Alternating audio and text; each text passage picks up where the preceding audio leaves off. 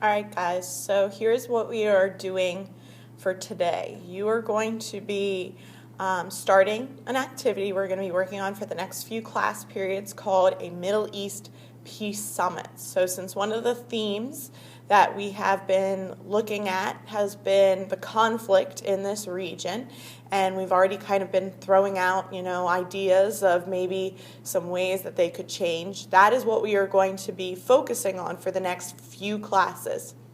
So Mr. Goodling's going to put you into some groups, and once you get with your groups, you're each going to get one of these packets. When you get your packet, you want to write all the group members' names there next to where it says group members.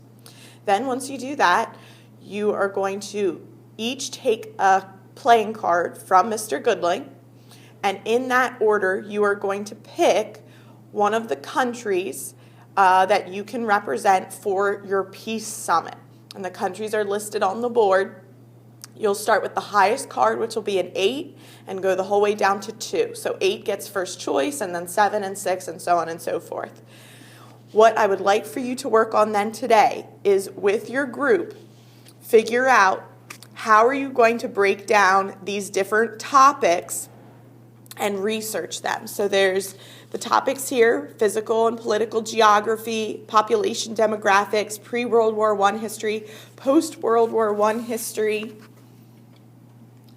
and then resources economics, wars, conflicts, current state relations, so that would be things happening currently within their country, and current foreign relations, how they interact with other countries currently. And I would figure out how you want to break that down. For example, the topics on the back are a little bit broader, so maybe only 2 of those for that versus,